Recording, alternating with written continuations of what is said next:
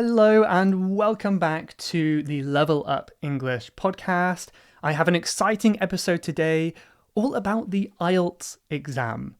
And it's a really sunny, beautiful day here, which always puts me in a good mood, especially here in England. In fact, it's so bright I can barely see you. But yeah, welcome back. Glad to have you here. Let me tell you a bit about our episode today. So I will be talking with Aubrey Carter, who is part of the All Ears English group podcast. And you may remember I had Lindsay McMahon on the podcast before, who is also part of All Ears English. And Aubrey Carter is also hosting a podcast series called IELTS Energy. So there's IELTS Energy TV on YouTube and the IELTS Energy podcast, which you can listen anywhere you get your podcasts. And it's a really good one, and we'll be kind of covering similar topics in today's episode here. So I'll give you a preview of what we'll be talking about today. We will be covering the IELTS exam, of course, but one reason I love talking about the exam is partly because a lot of you will be taking the exam. It's a popular exam. But also because I think it's really useful even for those of you who are not taking the exam. So, for example, I have taught many people IELTS exam lessons. I've taught many students and helped them train for the exam. And even though they are learning and training for the exam, I really enjoy these lessons because it's also really useful for their general English improvement. So while we're doing these classes, they are learning a lot of vocabulary and grammar. They're practicing their speaking and writing skills. There's a lot of skills in there that are useful for everyone. So that's why I do like these episodes, and I do want to say that. So I don't want any of you to kind of think, well, I'm not taking the exam, I can skip this episode. I can't force you, I can't make you do anything, but I hope you stick around because I promise there will be useful stuff in here for you as well. So to give you a preview, we cover exam topics in this episode, such as whether you should be talking and writing formally or informally in the exam. When it comes to studying or preparing for the exam, we cover the topic of if you should focus on your English or if you should focus on the exam structure, and maybe how much of each to do. More generally, we talk about some really good vocabulary, some idioms, some slang, all this kind of stuff that would be useful for the exam as well. And then we also talk about new words that Aubrey and I have learnt recently in English. And I'll give you a preview now, see if you can guess the meaning. The word that I shared was defenestrate. Defenestrate. Have you heard that before? I wouldn't be surprised if you haven't. Try to guess what that means, and I'll tell you about that in our interview in a minute. That's an interesting one. And then this Friday, we have the private podcast. So on the private podcast, Aubrey and I talk some more about accents. So we talk about the question as to whether you should be learning all accents at the same time. Like, should you study British and American English simultaneously? Or should you study one by one? Like, focus on British, then move on to American. What's the best way? So we cover that topic this Friday. We will also be talking about our own favourite accents and maybe difficult accents in English as well, in the English language. And we also talk a little bit more about our own accents and features of the accents that we like and dislike, including pronunciation and grammar. Aubrey is from I think Utah in the United States, or maybe Idaho. I know she's moved around a bit. And I'm from the UK, of course, so we do have different accents. We do have different ways of speaking, so we have interesting points of view there. And because of that, it might be a little bit challenging for some of you to follow. So if that is the case, I would recommend the transcripts. It's something I put a lot of work into. In fact, I've spent most of today working on the transcript for this episode. And that's because I think it's really helpful. And I know it's helpful because a lot of you say it is. A lot of the members give me good feedback. So what these are is basically subtitles for the entire episodes. And they actually are really useful because they highlight the words as we are speaking them. So if you're not so familiar with, say, the American accent because you're used to my accent, I think it could be really helpful just to be able to read along with what's being said. It's really good for training your listening and your reading and vocabulary skills all at the same time, right? In addition to that, you will get access to many other things, including the aforementioned private podcast. That means previously mentioned. I mentioned it before. So if any of those things interest you and you want to support the podcast and keep me going as well, then you can consider becoming a member at levelupenglish.school and click on that members button at the top of the page. Alternatively, there should be a link in the app. If you go to the description part of the podcast app on your phone, there should be a link that takes you to the membership page where you can find out more. I think I'll leave it there for my fairly long intro today. So thank you, and without any further ado, let's get into our conversation with Aubrey. Hello, everyone. Welcome back to the Level Up English podcast. I am joined today by Aubrey Carter from All Ears English and IELTS Energy TV, which you said is relaunching, right? Yes, exactly right. IELTS Energy TV on YouTube and the IELTS Energy podcast. So I'm sure you have IELTS listeners out there. Maybe you've heard of our podcast, maybe not. I'm excited to be here. Thank you. Amazing. Yeah, thank you for coming. So we know a little bit about what you're working on already, but can you tell us a bit more about yourself, where you're from, and your background as well? Yes, absolutely. Right now, I live in Phoenix, Arizona, but I grew up in Idaho, in a very rural farming town in the northwest of the United States. And then I got my master's in ESL in New York City as part of a program called the New York City Teaching Fellows, which is a lot like Teach for America, if you've heard of that, where basically they pay for your master's degree in exchange for teaching in an inner city high school, like a high needs, difficult high school. So I did that, loved it, ended up teaching French as well because the language teacher quit right before school started. And they sent out an email and said, "Does anyone speak another language? We need a language teacher." So I taught ESL and French in the Bronx in New York City. It Wow. was amazing. And I fell in love with ESL and never looked back. That's amazing. So it sounds like you already had some interest in languages to have learnt French before that, right? Yes, absolutely. I was a nanny in Belgium for a year during Hmm. college, and I loved that, loved French. I had studied French in high school and got great grades, thought I was doing really well, and then was shocked when I moved to Belgium and realized I couldn't understand or speak at all. Like textbooks had not prepared me to be able to communicate. So that's kind of my vision now, is helping students see there's a better way than learning from a textbook like I did. I could write essays, I could write all day long, but there just wasn't the focus. There needed to be on speaking and understanding spoken French. So then I moved there and was really in over my head. But I learned Hmm. it quickly, right? Immersion is so helpful for learning a language. So I learned French quickly, really love it. Lived in Quebec, Canada for a couple of years as well. So have a little bit of both in my French. That's so interesting. I imagine the accent's quite different, obviously in Canada, but also in Belgium to France. I imagine it's a bit different for that as well. There are only very minor differences in Belgium.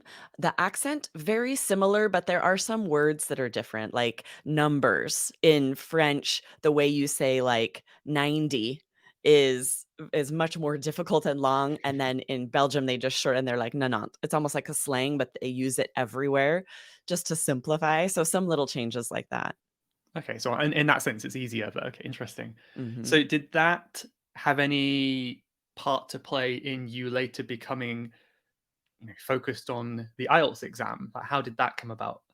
Yeah, so I had taken an exam very similar to IELTS for French in order to teach French in New York City, right? This content specialty test. And so when I started working for IELTS English, they asked if I would be interested in helping with test prep with this IELTS exam. The other co-host on IELTS Energy was an examiner of the IELTS exam for 14 years.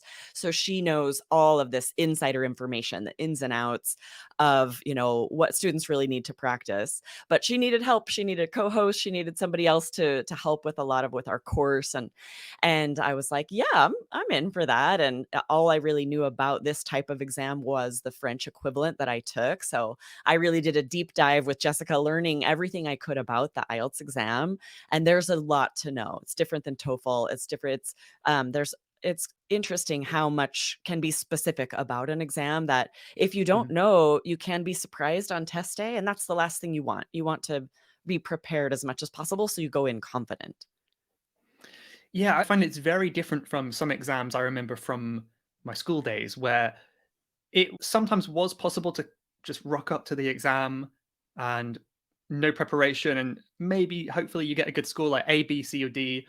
But IELTS is, I feel, much more difficult, or at least you need to prepare more because it's Absolutely. quite a deep exam, isn't it? Yes, exactly. For the writing exam, even if you're used to writing academic essays for college, it's different. There are specific things. The scoring system is just so specific. So there are very specific things that need to be included that if you don't think to include them, you don't know to include them, like a certain amount of linking phrases, right? Or, the topic. Sometimes if there's a plural in the topic, if it's asking for causes and solutions and you Mhm. only share one, it's going to be a low score, right? It's just strange things like that, that if you're not aware, it can really affect your scores.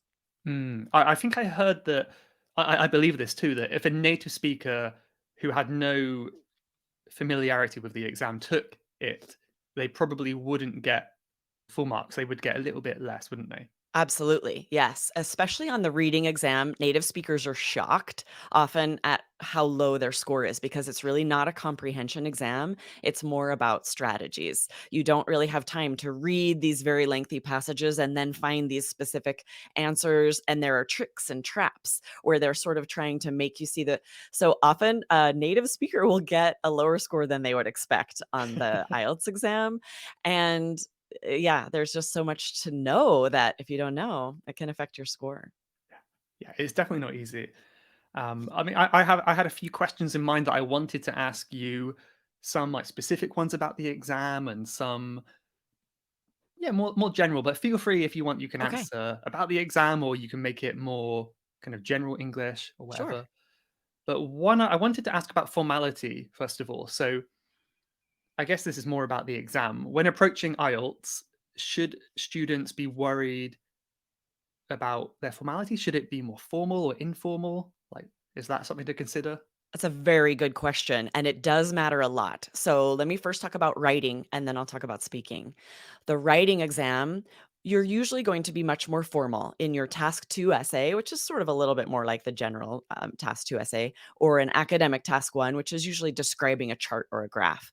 But for a general training IELTS exam, there's a letter that you write, and it will depend on who you're writing to, how formal you have to be. And this is something that trips up students the most, that if they're writing a letter to a friend, sometimes they'll actually write it still quite formally and Dear score sir very or low. madam.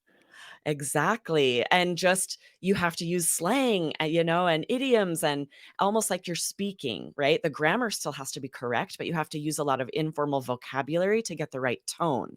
That informal tone you would use when you're writing an email or a letter to a friend.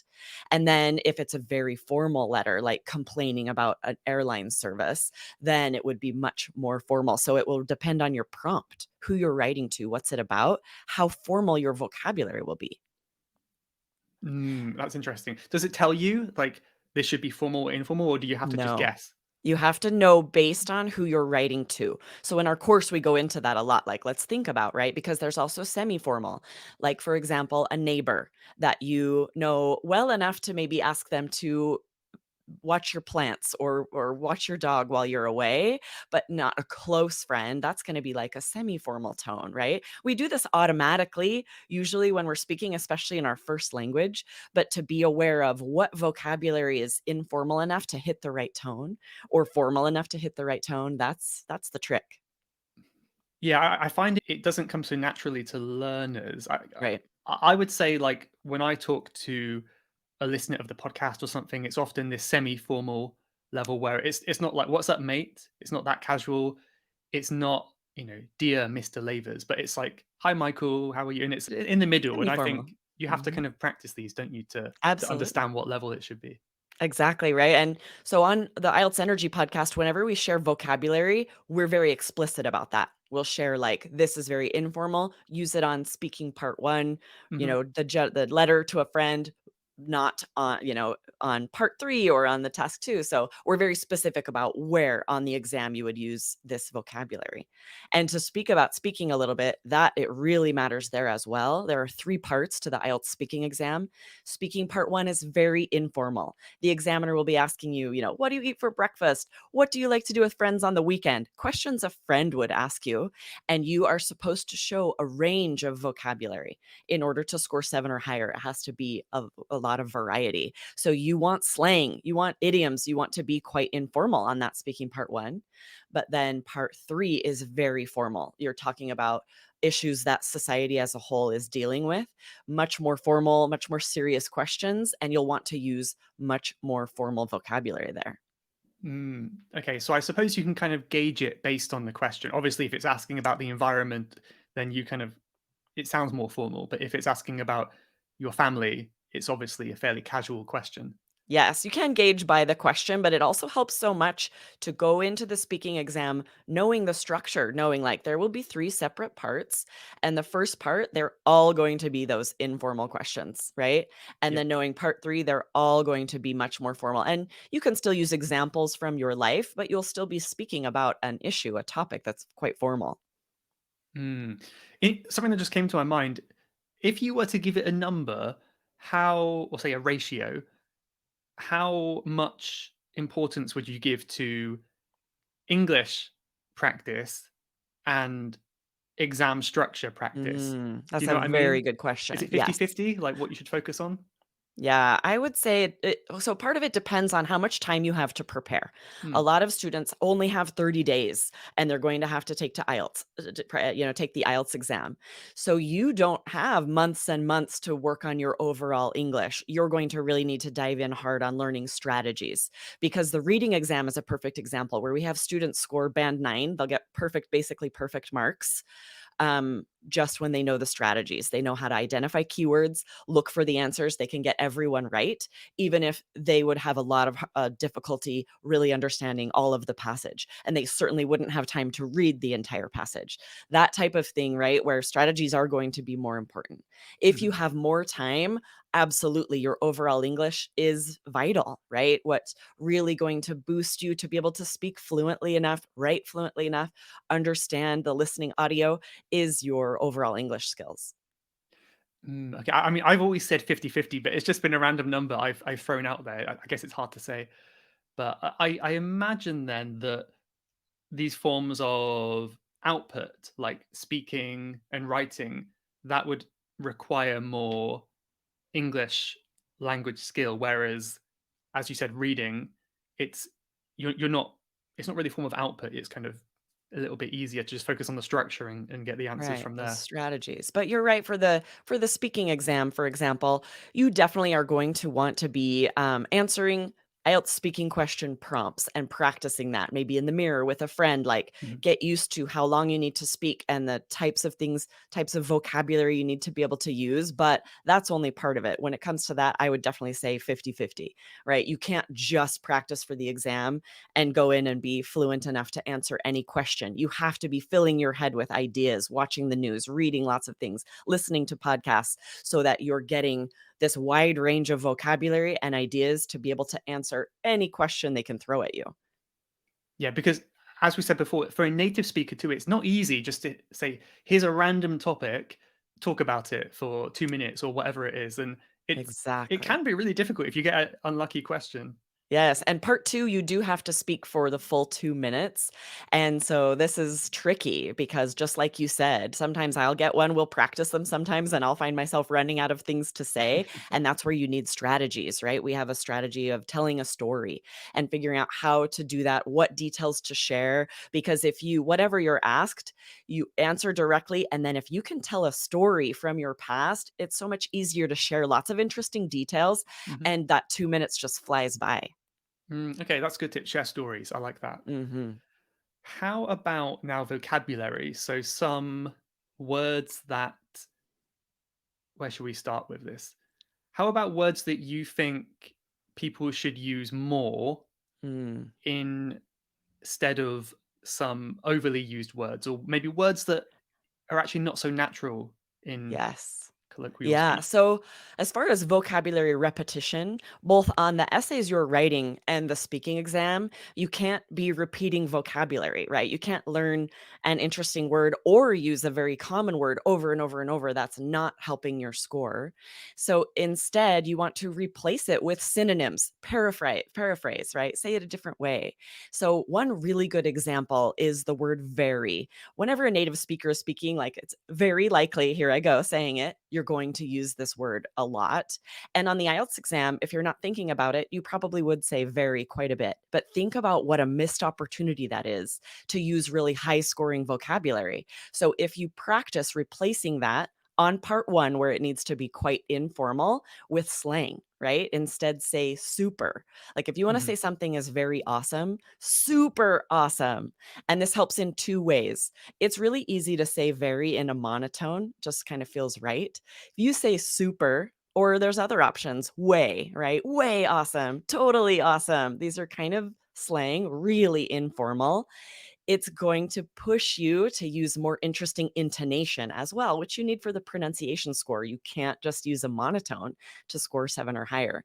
So if you have this slang in your pocket and think about it and practice. This is something you have to practice in advance. You're answering IELTS speaking part 1 questions. If you're going to talk about your favorite place to go on a weekend, something like that, and instead of practicing saying, I love hanging out with friends. We always have a very good time when we go out to a bar. No, right? Say it's super fun when we hit up a bar, right? You're intentionally practicing that slang, that informal vocabulary that is going to feel a little foreign to use on test day if you don't practice it ahead of time. that's a really good tip. I just wondered, even like we could play a little game. I put you on the spot, and All right. if I said like something is very tasty, some food is very tasty. Can you think of like a good word that we Yeah, it could makes it replace like very with? totally scrumptious. Like I am Scrumptious. That's a good one. replacing Yeah, yeah. tasty. You could say just totally tasty, and that still is giving you that's why if you can't think of the synonym for tasty, something more interesting, just use something instead of very, and you're already boosting your vocab score. But I Yeah, have a couple yeah. too for part 3 to add because it's so important to think about the difference between these 2 sections, right? Part 1, you want to replace very with this slang, this informal vocab. Part 3, where it's more formal, you still want to replace the word very, right? That's band Mhm. 5, band 6, such a low scoring word. But there are these impressive higher level adjectives, extraordinarily for something that's wonderful, extraordinarily wonderful, or excruciatingly for something that's horrible, right? It was excruciatingly disgusting, maybe, whatever Yeah, it could be. excruciatingly painful or something like that. Yeah. Exactly, right? Yes, and I love that more as slang. We often will talk about excruciating pain. I love using that word to talk about anything that's awful, Mhm. just to emphasize how bad it is. Yeah, yeah, that's brilliant. I love that. I was thinking another one I noted down here was "in my opinion," which I Mm, think is fine to say. It's not a problem, but I noticed this is one that people tend to say again and again and again, especially in writing. In my opinion, in my opinion, in my opinion. And I think there are many other good alternatives, aren't there? absolutely, right? I love frankly. Frankly. Ah, that's a good one. Yeah. And then, to be quite honest, right? Mhm. And not just writing, you have to use linking phrases like "in my opinion" on your essays for the writing exam, but you also have to use them on speaking. And Hmm. that's less natural. We don't always think about these linking phrases, these transition phrases when we're speaking, especially if we also have to worry about the vocabulary we're using. But for the fluency and coherence score, you also have to link your ideas. You also have to use linking phrases. And you're exactly right. You can't repeat. You can't say, in my opinion, over and over. To be quite frank is another one. To be quite frank. I believe that. They all mean the same thing, but you have to have this arsenal of different options to have that variety. Yeah. Another one that I love to recommend is very simple. It's just I'd say, I would Mm, say, because yes. it's not obvious that it means, you know, I think. It doesn't sound like that, but it's one that native speakers use all the time in a kind of casual Mm, sense, isn't it? Like, oh, I'd mhm. say about this, or I think about this. Absolutely. That would be perfect for speaking part 1 where you're more informal, right? To say, like, "To be quite frank," that's, quite a bit more formal. That would be better for part 3, right? That's tricky Mhm. too, how you have to think about how formal is this linking phrase. Definitely. Yes, I like that. Have you I feel like I guess this could be like a nice way to show that native speakers are also learning English. English is a huge language.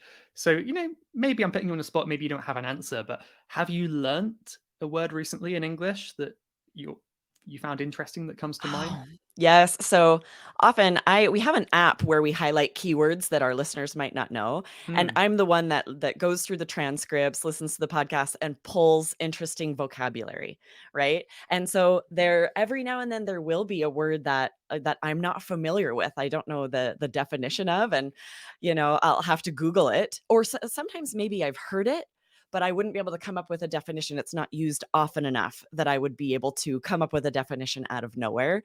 So sometimes I will have to Google, the definition in order to add this to the app. So it does happen. I'm trying to think of an example. I can't think one right now, but every now and then there's a word in English still that I don't know the meaning of, It's funny how that happens. I think surprisingly, a lot of learners are shocked. Like, wait, you didn't know that word? It's like, yeah, right? I don't know all the words. Yeah, and that'll certainly happen to me. I recently read The Haunted House by Charles Dickens, and it's actually sort of a short stories compilation. And when you're reading something older like that, there will be a lot of vocabulary that's sort of gone out of fashion that we just don't hear as much Mhm. anymore. And there were a lot of words that I'm like looking them up, or maybe I could tell from context, but I haven't heard them in quite a while or ever. So that's always interesting too when you start reading older literature, how much vocabulary we don't use much anymore. Yeah, yeah, and just got one here that this is one I learnt yesterday, which maybe I Okay. I can see if you know this one. This is defenestrate. Oh, no, good example. I don't Yeah. know that word. So What's it I've mean? heard it a few times, but I've as you kind of said, I've kind of just guessed what it means by the Mm, context. It from the kind of sounds context. like Yeah. I never looked it up. It has two meanings. One of them is very rare, which means to throw someone out a window. Oh, nice. But the I think the more common meaning is to dismiss. It says here dismiss someone from a Mm. position of power. So Oh, interesting. the president should be defenestrated before the next election. He Okay, should be gotcha. dismissed from power. So that's Interesting. it could be a good one to sound very This is where smart. we see them a lot too, right? Is reading the news. A Yeah. journalist will use, impressive, fancy vocabulary. And here's a good news, and this is a tip for anyone out there preparing for IELTS. If there's a word like defenestrate on the IELTS reading exam, a word that's not used quite as commonly, you are not going to need to know the definition. So that's good, right? There's all these questions about the reading passage, and sometimes there will be very high level, less common vocabulary, but they won't ever be words that the students are expected to know in order to get that answer, right? So you Yeah. might get tripped up by that if you're looking at it like a comprehension exam and reading the whole passage, but luckily, they'll throw them in there, but you won't have to know them to get the answers right. I really love that you said that because this is something that I say to some IELTS students too, is that I think one of the best skills you can get is being comfortable not knowing all the words. Yes, Because when I absolutely. read a book, like pretty much any book I read, there'll be words I don't know. Then sometimes I'll look up the meaning, but usually I'm like, nah, it's not important. And I know it's not important because I can guess the context, I can see what it might mean. And I think that skill is really important because, as you said, you won't understand everything in the reading, probably. Exactly, right? Both for enjoying what you're reading and for the IELTS exam, right? I Yeah. I recently read a book, it was called Dark Matter. I can't remember who wrote it. Hmm. It, is a little bit older. It's a sci-fi book about, like, the multiverse. Really good book, Oh, actually. I good. highly recommend it, but he uses a lot of, less common vocabulary, and just like you said, I could understand it in context, and I was so interested in the story that I rarely stopped to, like, look up a word, even though I'd be like, "Huh, I don't know that word. Interesting," but I'm just keeping reading because I'm interested in the story. I wanna know what happens next. I'm not going to bust out a dictionary. Yeah. Yeah. Yeah. I think that's such an important thing to say. I love that.